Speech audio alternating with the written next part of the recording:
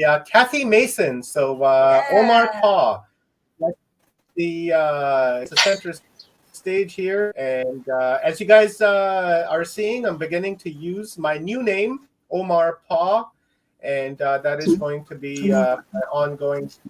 I'm getting married here in just a couple of months, and we'll be adopting my wife's last name of Pa to show honor to my wife and to her lineage and to her bloodline. So Omar Pa is up next, guys, and I'll remove everyone off of the Bye, Augie. screen, Thank and you. then Bye, Leanne. Bye. Bye. Kathy and So, I will get into it. So here we go, guys. If you guys got any questions, toss them into the yeah. comments with cap lock. We will try to address them to the best of our abilities as we can. You guys on Facebook, the same thing. I've got it going. I've got it open, and I've been watching it all day. So if you guys questions, post them there, and then I'll read them out. I think Kathy can see those, and I don't think those comments from Facebook are popping up here on StreamYard. So here we go.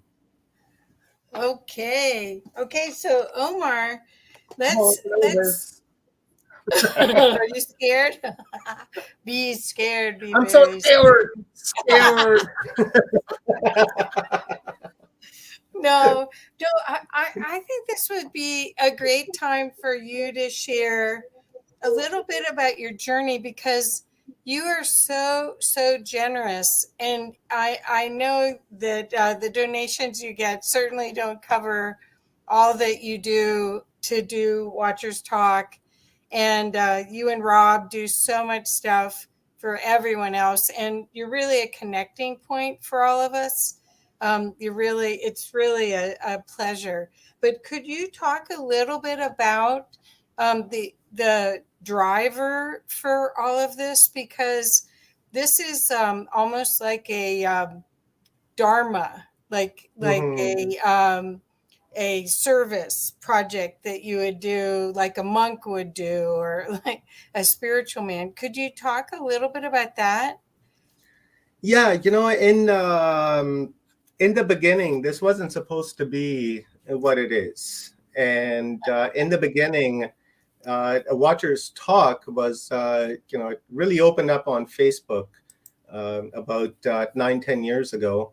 And the driving factor behind that was to understand what was going on with my beautiful girl, Amy, because she tells me all these experiences that she's had of men in gray coats and standing above her and weird looking ETs, and but she can never really put her finger on exactly what was happening to her. And so I decided at that time with a friend of mine, Sherry Putnam, on creating this Watchers Talk. And original idea was to interview authors and researchers that were involved in UFO and ET abduction type of study. And because my point was to understand what was going on with Amy, so that we can raise our awareness and see what we can do to either stop it or to interact with it, or whatever the case may be. But the idea was to learn about it, to see what's going on with Amy, and if it was like a lifelong thing, whether it's hereditary, is it going to happen to our daughter, is it going to happen to the granddaughter, is it going to happen to our sons, right? So it was really about that. And then once I got into it, I did tons and tons of talks and interviews with a lot of contactees, a lot of abductees, and a lot of UFO researchers. And eventually, I found my answer. And then by the time I'd found my answer, I'd gotten addicted to Watchers Talk. I really enjoyed the interaction that I was having with people back and forth. And after that, I just wanted to learn more. And then I got into, megaliths, and I wanted to understand about the pyramids and Stonehenges and things like that. So, I dived into that a little bit. So after I learned about that, then my, focus and my thoughts like really, really changed.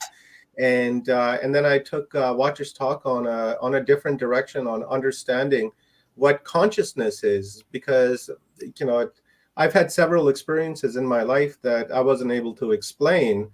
And due to that, I thought, consciousness is really where everything is leading me to.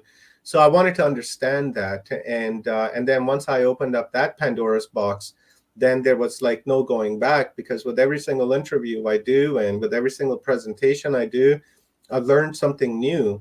And because I've learned something new, now I want to expand on it. And that's really what the driving, force behind this is, when I learn something, then I want to learn it more.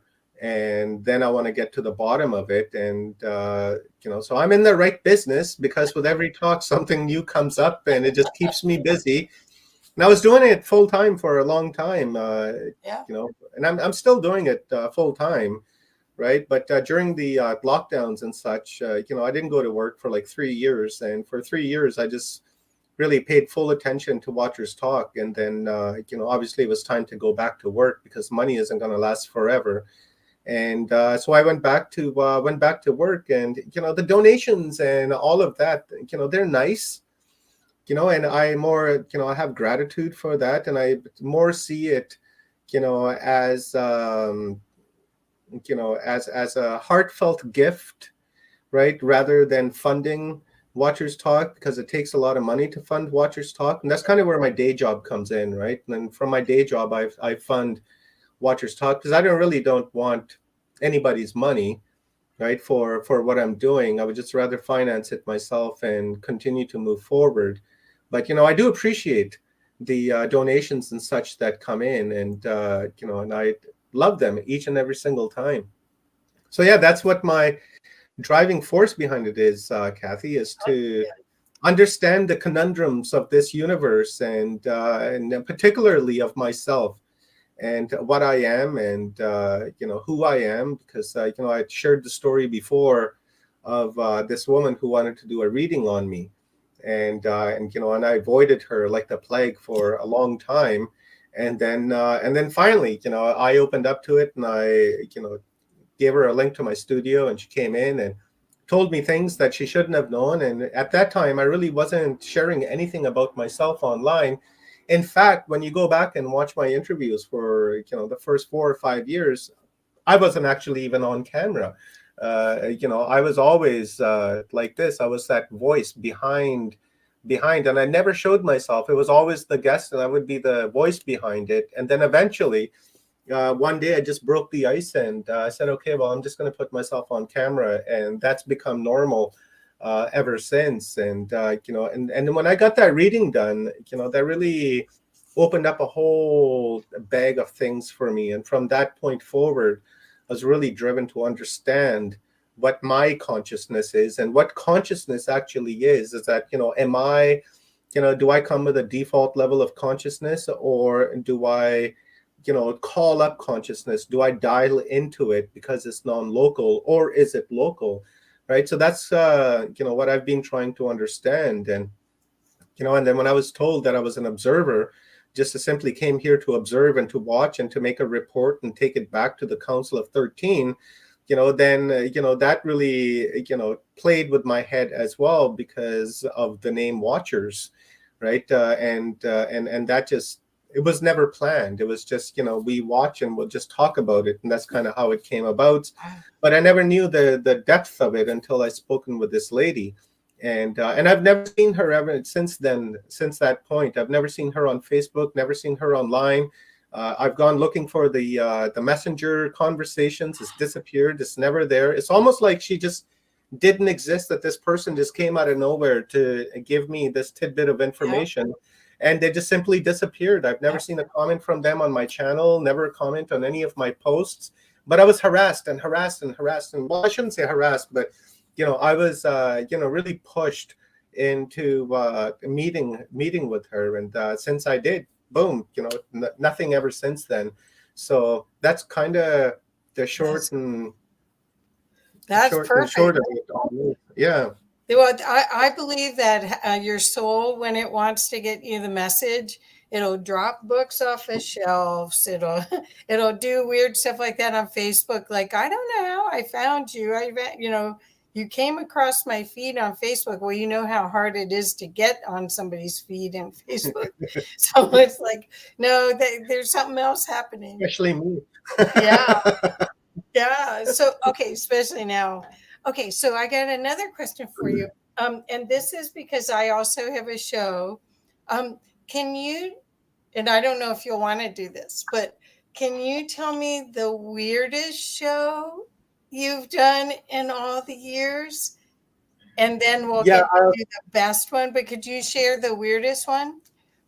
yeah. The weirdest one I've done was it was 2 years ago, actually. Today, it was an Earth Day event and that I had done, and I won't mention any names, but I had invited this lady on, and we were friends before, and ever since that action, I've kind of just not associated myself with her from that point forward. But she was on, and we were doing our event, and everything was just going fine. And her husband was listening in the background, and he wouldn't stop hammering the wall, even though he knew that she was live. And I kept saying, hey, can we easy up on the noise?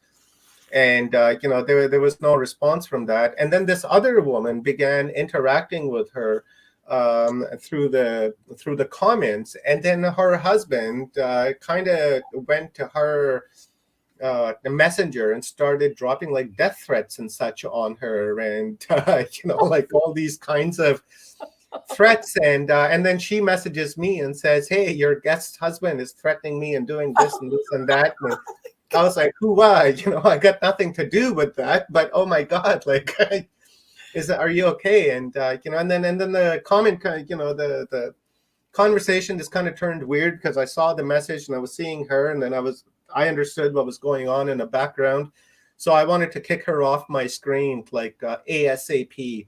And which I did, within just a few seconds, 15, 20 seconds. I think I cut her off in the middle of her sentence and kicked her out of the studio. Oh my gosh.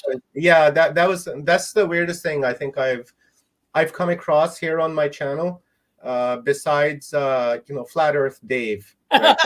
That guy is being pretty consistent and sending me emails, and I'm not sure what part of no he doesn't understand, but it's that constant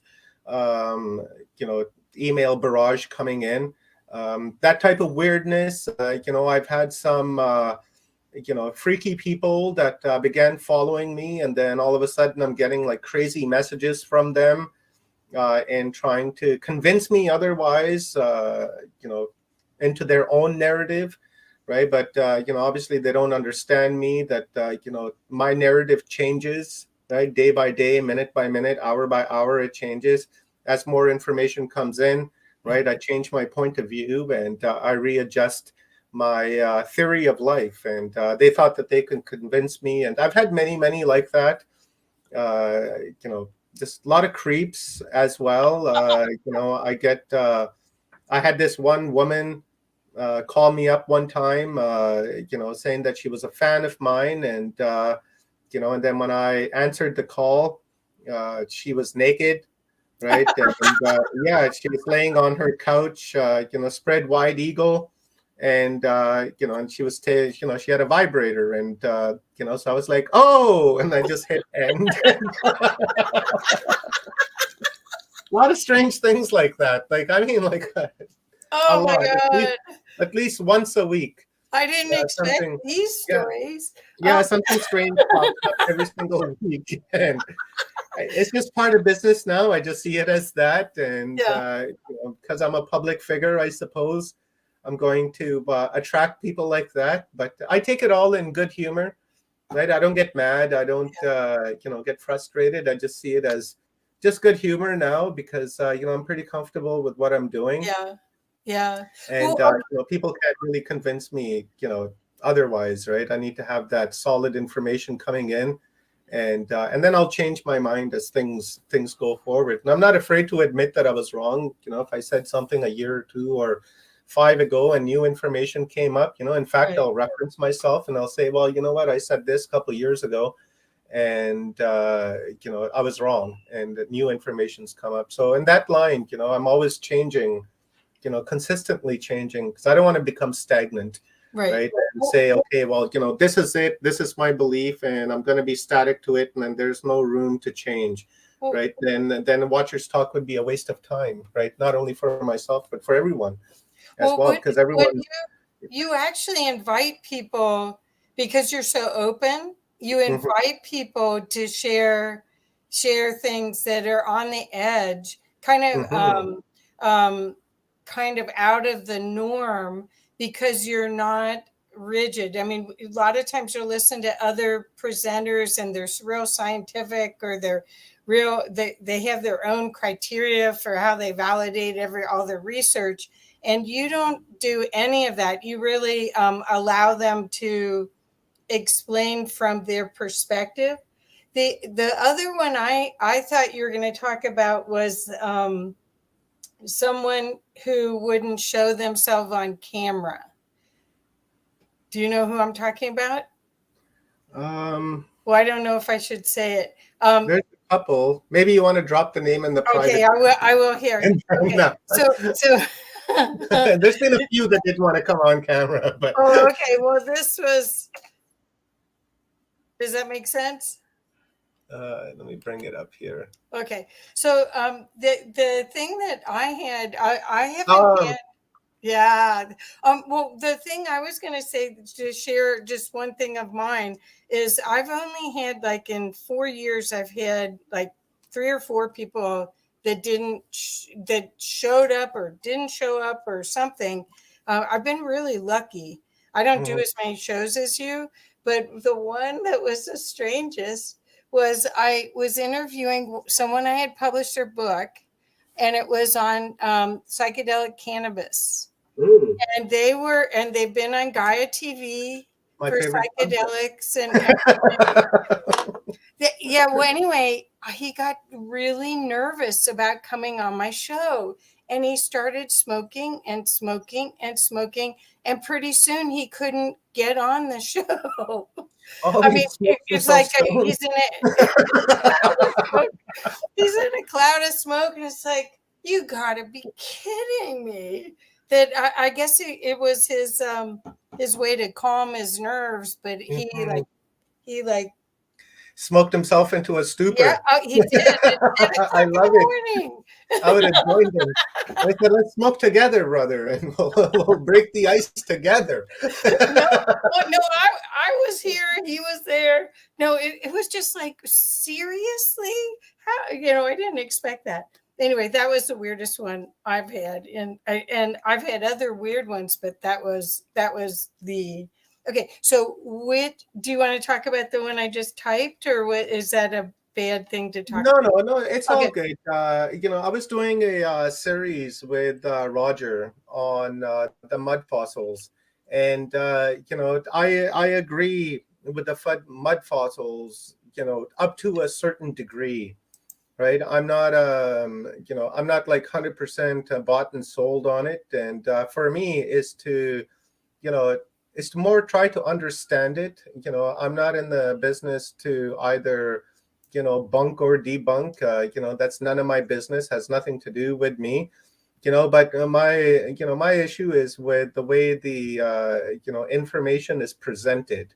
And if it's presented in in a half-assed manner to where I'm having a difficult time understanding, then I don't want to have anything to do with that. Because if I'm having a hard time understanding, and because I've been doing this for so many years, my fundamental um, connection, right, on Watchers Talk is to reach out to people that are just waking up, right, that are just discovering the light. Yep. For me to, you know, just continuously target, the same group on Facebook, it's kind of like preaching to the choir, right? Because these people understand what mud fossils are. Ronnie understands it. Celine understands it. Valentina, Ulrich, Stone Hobbit. We can just go on and on and on. We all understand what you know mud fossils are. But my concern is those the ones that don't, right? And the ones that don't, when they come on and they watch the show and they're seeing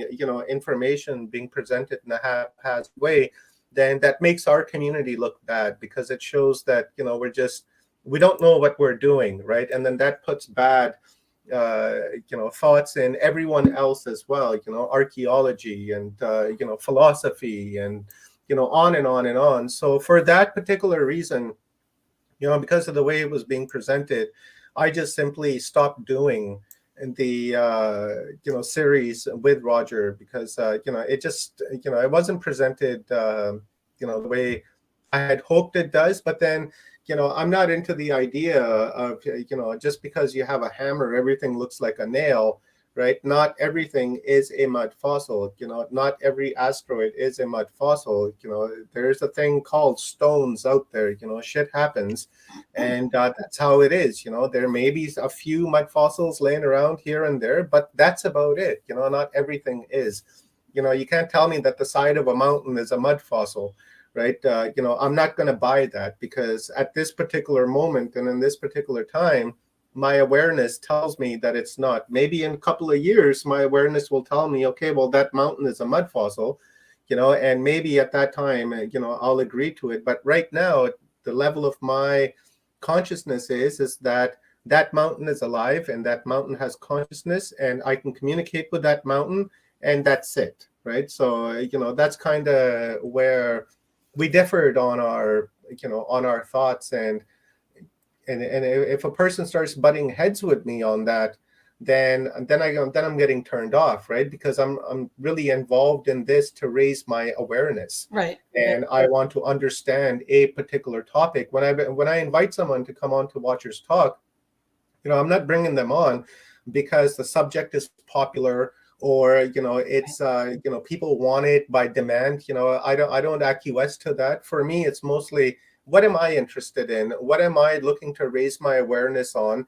And how can I lift my ignorance on a particular thing? So then I look and I find someone, and then if I resonate with what they're saying, then I bring them on, and then I want to learn more about that. Right. And then I just give them the platform to just simply, talk and present their information from a non-judgmental, perspective, because I'm not there to judge them. I'm not there to, say yay or nay and, cast off on it, say, you are correct, you got a check mark. No, you're wrong, you got a red fucking X. Get the fuck out of here. No, I'm not into that. I want to respect everyone at equal level, Right. and take in their information from the same perspective. And I'm not going to deal with someone either who thinks that their research is the only research and everyone else's research is wrong, and then they're out bashing other people's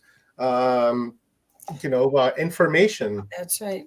I'm not down with that. I had one gentleman on, maybe you know him, something Myers. I forgot his first name, but it's like the pyramid water pump, right? That he talks about, and he's always bashing. What's his name? Buval, for his Orion theory, to where the three stars are aligned, and that's where the pyramids are. And it's just constantly bashing. No, it's wrong. That's wrong. That's wrong. My information is the only correct one, and the pyramid is just a water pump, and that's it. No one else can have any say on this. And I refuse to deal with that individual, because to me that is it's not sportsmanlike. Right. Because if we look at this as a sport, then we need to have that sportsmanship amongst us, and learn from one another. That's why when I do series like we did on pyramids, I'll bring on 5-6 different people that have 5-6 different perspectives. And I want to sit there and I want to listen to them all. And then I'll have a panel at the end, for only reason that everyone else on the panel can learn from one another. What's that? Don't like me, fuck off. Problem solved. Yes. Okay. So the reason why I asked about him, about the ones that have been difficult, is that I don't think people realize how much work goes into finding these people, vetting them, and then really making sure that they're the quality that you like. I mean, you and I read, people don't even believe how many books we read. Yeah. because it's rare. It's like I have Paul going to be on my show on Tuesday. I got to read his book before or I got to get the Amazing book. stamp of it I'm done. in that book. Yeah, yikes. Yikes. No, he sent me a PDF.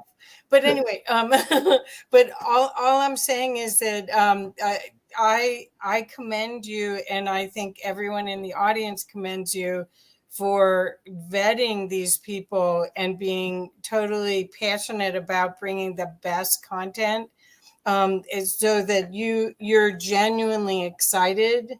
Hmm. This isn't a actor kind of thing where you're acting it out. It's like, hey, this is really cool. I want to know more. Hey, get the person who wrote it or established the idea and bring them on and have them elaborate on it.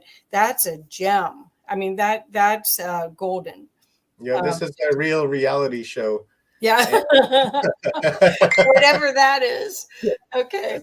Okay. So I do have one question from the audience, but I want to ask one more question before I do that because it let's kind of flips aside. What is the best show you ever did? I would say the best one I've ever done would be Gary Opit. Okay. Gary Opit from Humanity Unplugged last year. He was one of our final guests. I think he was the second last guest, and I thought Gary Opit was amazing. And I loved the fact that remember when he started to make the sounds of the Sasquatch and the Oh Yeti, yeah. Oh yeah. Yowie, and we were just all laughing deliriously because we Yeah. had like 11 days of 12 Yeah. hour day downloads, and our brains felt like they were that big. And Yeah. Gary began making those sounds, and it wasn't until the next day I realized what he was actually doing. And he taught us something that no other Sasquatch Bigfoot researcher ever does. He was coming at us scientifically, and he made the sounds and that that the Yowie and the Yeti would make, and none of us had ever heard that before. So for me, that would have to be one of the most profound um, interviews and that I've done, besides my very first interview that I did with Stephen and Evan Strong, where my reality was absolutely shattered, because up until then I was under the nonsensical program of out of Africa, where humans evolved out of Africa. And then when I began to follow and listen to Stephen and Evan and their out of Australia theory, that to me had to have been one of the pivotal turning points, I suppose, to changing the paradigm and the reality of me, right? And when I discovered that humans actually evolved out of Australia, and then from there they spread forth, because when you look at the DNA evidence, is by far none in South America, in Japan, in India, in Sri Lanka, and it just goes on and on. And now we got Egyptians, that possibly came from Australia to Egypt, and then started the civilization there. To me, that had to have been one of the best. But guess what happened to that interview, Kathy? It never got published. Why? YouTube just kept on processing that video. Just kept on processing it and processing it and processing it, and it processed for 3 months. And then finally, I was like, you know what? This probably is never going to get processed. So I just deleted it, and I invited Stephen and Evan back for another conversation. But of course, it wasn't the same as the Right. first one, where Oh, you're like your jaw's dropping and you're like, genuinely like, what the fuck did you just say, man? So that to me had to have been one of the best ones I've ever done, and we've become besties from that time forward, yeah. and have communicated almost on a daily basis, or at least 3-4 times a week. Evan and I speak, and we stay very connected, and Yeah. I'm glad that I met him through this. Well, I love everything that I've learned from them. I mean, I love UFOs and all of our origin stories, and they have some incredible resources, and they're going to be on in a little bit too. So thank you We're for that. closing out with Okay, them. and I didn't realize that you like that Sasquatch thing. It's Sasquatch.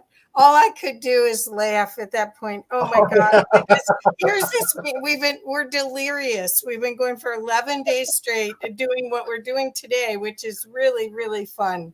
Omar, I love doing this with you.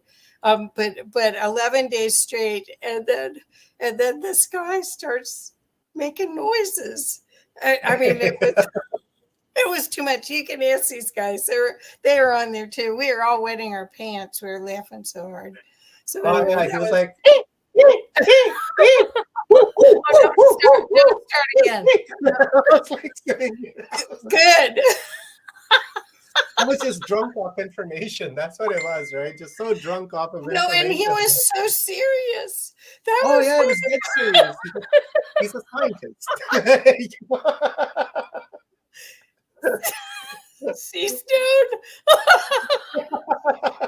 Stone remembers that. Yeah, so yeah, I don't think I'm gonna forget that one. I believe we were all laughing in the background. I think we were even trying to mimic it at one stage, which made it worse. Yeah, I was so delirious. No, that made it better. That made it so much better. Yes, it did. It made the whole thing, I got to tell you the truth, because you know what happened the next day is the next day when I woke up, my head was like this big. And I remember posting a picture saying, hey, I feel like this. And my head was like, yeah, big. And I was laying here in my bed. Remember that post?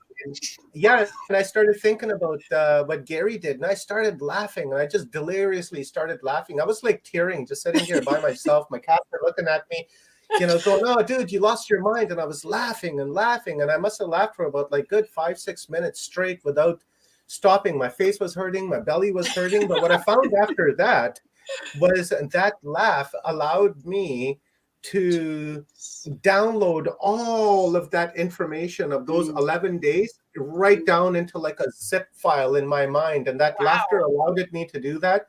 So now when I think back on Humanity Unplugged and all those 122 interviews we did, I can recall every single one of them. Wow. Right? I was sitting here for all of them. And then next morning when I woke up, my mind was like really foggy and hazy, and I couldn't remember who was on what day and what. Yeah. But after that laugh, right, it cleaned me out. And then after that laugh, it was like, everything got put into a zip file and it went in, and it's been there ever since. And now I can recall back on it every time I see a guest that comes on from Humanity Unplugged. And it's like, hey, yeah, we had that wonderful conversation. Wow.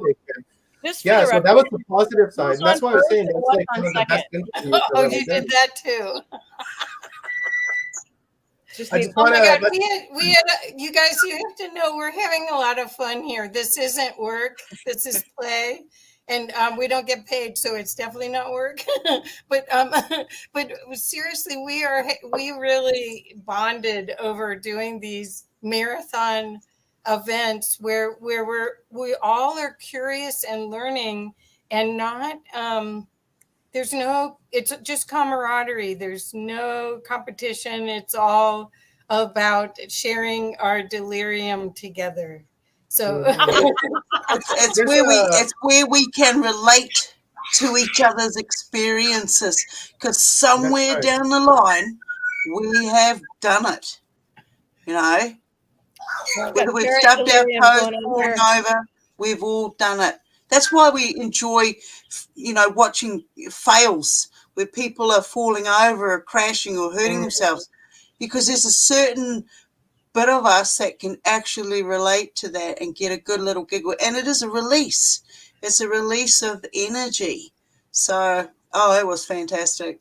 They say you remember better if you laugh anyway. So maybe that was part of it that helped you collate all of it into your system. Absolutely. Wow. I believe in it 100%. After that happened, I was like, wow. And, because I really went from a foggy state of mind to clarity. And I understood, everything. And I was like, wow, and suddenly my head went from like this to, right back to normal. And, and I appreciate it. That's the reason why I was saying that was the best interview ever, simply because of the ripple effect that it had, and the effect that it had the following day, and the information that was presented, right, was just, it was epic. And, so that's why I say it was one of my best ones. Let's address a couple of questions that came in There's one question from here our from fellow Gray projector. Noise. Yeah, Omar, the Andromedan has a question as well. oh, I didn't see it. Okay, so this is from Gray Noise.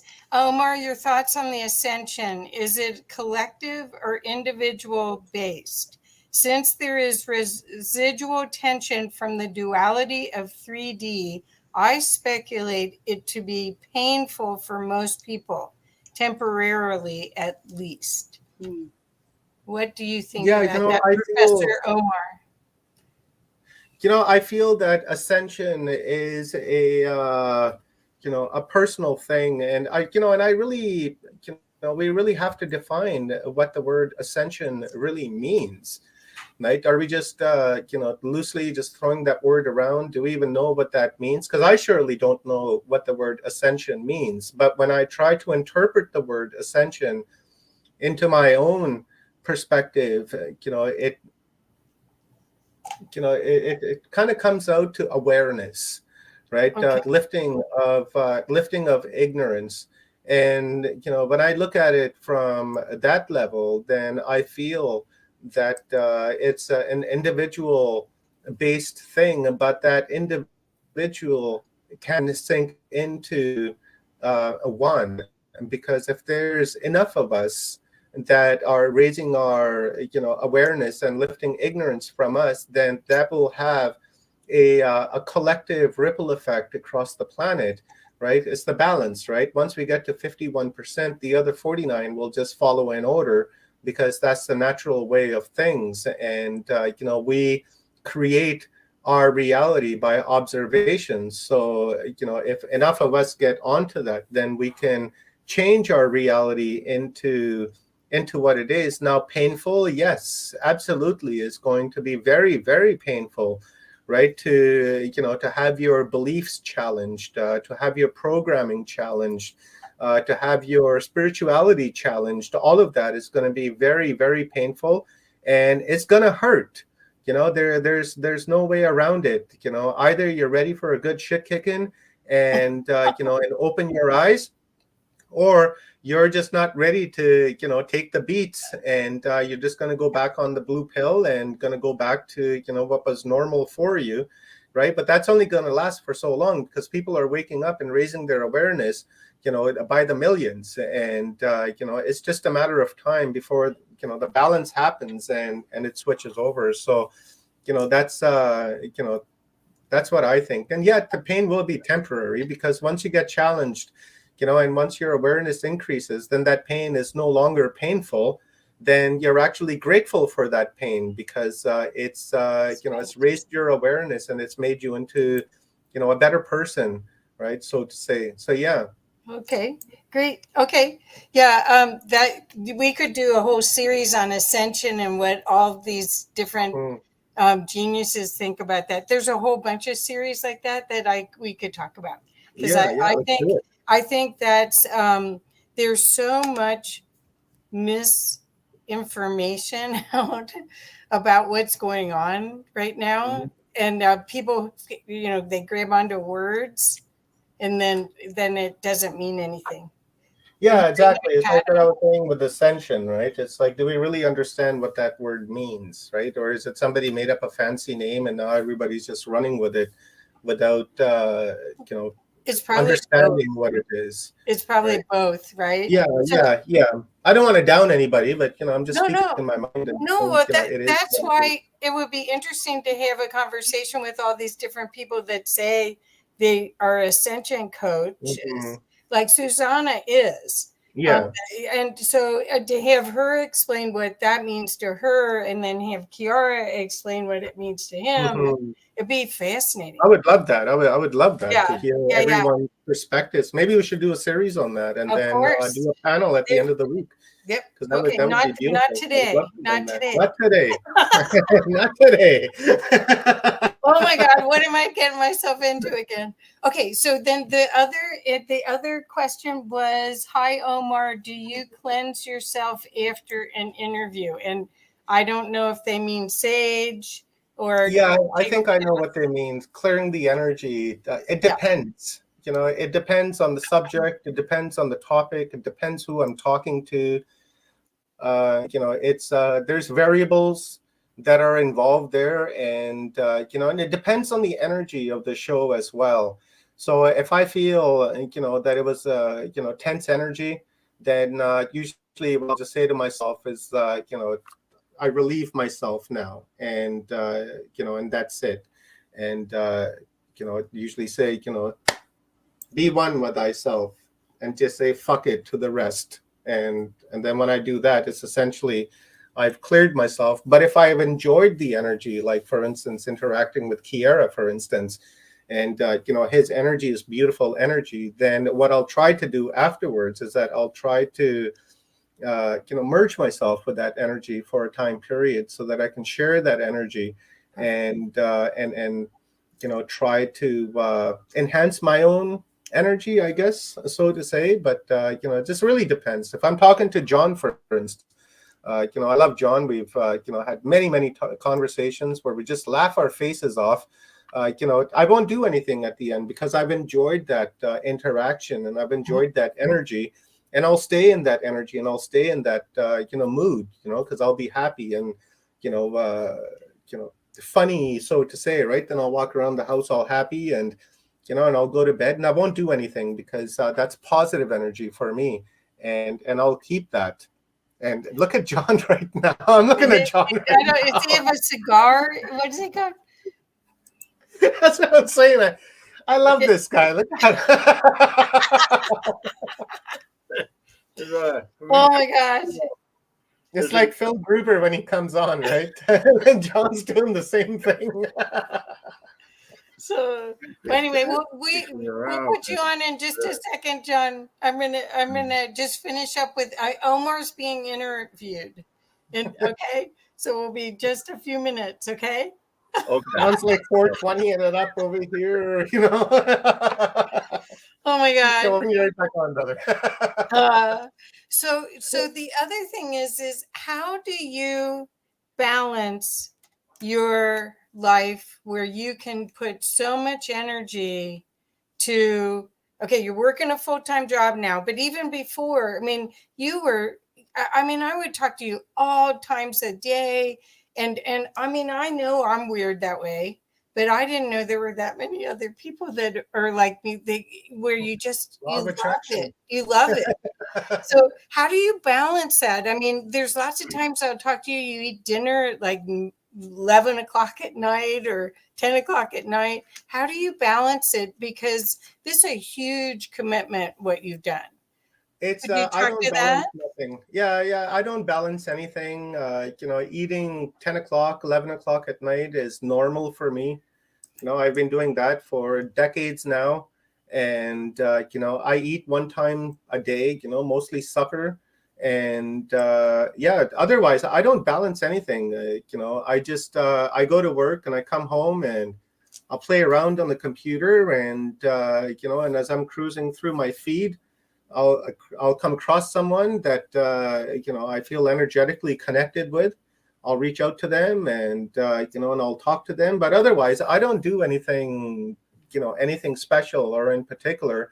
Usually, right after the show is over, I leave the studio and shut the computer down and move off into my room, and I turn on YouTube and I start watching crazy journeys in Africa, and listening to birds, or learning about marine creatures and stuff. So there's nothing really I do for like I said, it's a hobby. And when I do get my awareness raised on something after I'm done the show, I'll usually go and I'll Google it or I'll YouTube it, and then I'll continue to watch it and continue to watch on that subject, and then I'll open up my video on another tab, and then I'll go back and I'll rewatch what my guest was saying. Normally I don't like to hear myself when I'm doing my shows. So when I'm asking a question, I'll just fast forward that, and I'm just interested in the answer from my speaker, and then I'll listen to what they say, and then I go out and I watch other things, and then when it's bedtime, it's bedtime. I say, oh shit, I gotta be up at 5 o'clock in the morning. It's bedtime. Baby, rub my back, and then off to bed I go. And wow, then that's great. Yeah. So this is contemplating reality on Watchers Talk has made me a high tolerant drinker today. Thank you. Right on. I I didn't, like I that. didn't want to miss that comment. No, I love it. I love it. And, my idea, for Watchers Talk, that's why I drop the F-bombs and, just relentlessly, is because, I want Watchers Talk to reflect me, right? And, and I got the Tourette's with the F-bombs, right? Like every other word, I'm just dropping fucks and shits just left, right, and center. And I think what that does is that it makes, Watchers Talk more genuine, right? To where I'm not faking anything, I'm not censoring anything, I'm not censoring myself, most importantly. And not only that, but when people, hear me dropping F-bombs and such, then they feel comfortable with my language because that's what they're doing at home. And then they resonate with me. They're like, oh, right on, Omar, you're not afraid to drop that F-bomb. You're not afraid of YouTube's, policies and whatever. If you want to drop a fuck in the middle of your sentence, then that's what you're doing. And I resonate with that. And that's what I like about our viewers, is that, they resonate with that. And I don't want to try to censor anything like that. And I want to try to touch the most controversial issues that there are and walk on the line with YouTube. Like walk on the line with them, because I'm not a rule follower. Right. For me, rules are meant to be broken. And, and if it's controversial, then I want to talk about it. And I want to raise awareness on it. And if people, don't like it, well, don't watch me. Right. Go somewhere else and watch something else. There's a billion hours of content going up on YouTube every hour. Right. So, if you don't like what I'm saying, then, that's your call. Right. But if you like what I'm saying, then right on, let's talk about it and let's raise awareness on it. And it's really cool that you might rewatch some of yours. I don't get to rewatch very many of mine. And that's really cool that you want to get every nugget that you can out of every single conversation. That's really neat. Well, I make notes and such, right, on the side. And then I take those notes and then I transfer them into my book that I'm trying to put together. And, and that comes in like little, a few paragraphs at a time, right? Say I talk with, Augie, and I pick something up, and then I'll go and write that down, and then I'll try to explain it from my own perspective. If I'm talking to Brad and Brad says something, I pick it up and I was like, oh, wow, and then I'll go back. And then, because I remember where I wrote shit down, and then I'll go back and I'll be like, oh, Brad said this, and then I'll go in, I'll explain a little bit. And in that, I'm explaining actually that, I did a talk with Brad on, this day, and, and I put the YouTube link down if you're interested in watching.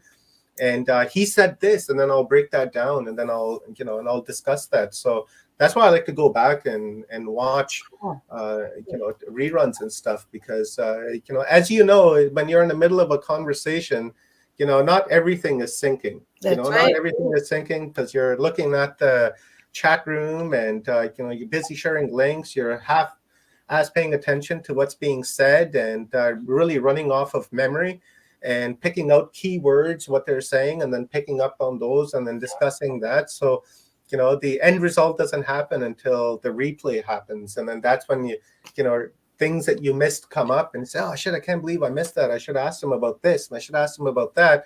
But then that becomes a follow-up show, right? So yeah. So I want you to know that we just got a notification from Facebook. So, did you see that? That's okay. Okay. That's okay. Okay. Whatever Facebook wants to do, let Facebook do it. That's on my profile, actually, on your personal. Facebook. Yeah, so that's okay. That's all right. If Facebook wants to be the way they are, we'll cancel Facebook, and people are still watching on YouTube. YouTube, yeah. I'm running this on Twitter as well. Oh, right. cool. So, our audience is wide. So, Facebook is the only bar in town to drink at. That's so cute. Okay. And Arik said something about wear the T-shirt. Maybe they want you to show the T-shirt. Oh, the big bobs. Yeah, sure. Do you want to show that? And then I think it's probably time for John. Yeah. So thank you. Well, This has been great. I've really enjoyed this. Thank you. yeah, thank you, Kathy. That was fun too. Yeah. It's kind of weird being interviewed on my own Yeah. channel, but I like it. It's wonderful, and it's a good experience. And guys, here is the T-shirt that I've been designing, and I'm going to take Leanne's, advice, and I'm going to put a little bit of something to do with Harold and Kumar. And if you guys have ever watched Guantanamo Bay, Escape from Guantanamo Bay, Harold and Kumar were busted, and they got sent to Guantanamo Bay, and they came across Big Bob, and Big Bob had offered the cock meat sandwich, right? So I thought I'd make a T-shirt with a rooster there, and so I'll be putting that together once I do little touch-ups on the design, and we'll put it out there for you guys. And maybe I'll give some away as fun, as giveaways and such. And if you guys are interested in purchasing one, I'm down with that too. But put up fun stuff, right? Funny stuff, because like we said, laughter is the medicine, and and if we can't laugh at ourselves, or if we can't laugh at what we're doing, then we're not going to really learn anything, right? So it's always great to add laughter in there. That's why John's information always sticks, because John's always laughing and making jokes as he's going along, and that really helps the information to stay. So yeah, that's it, guys. Okay, well, I think I'll get off, and we'll bring John on. Thank you. Yeah, maybe.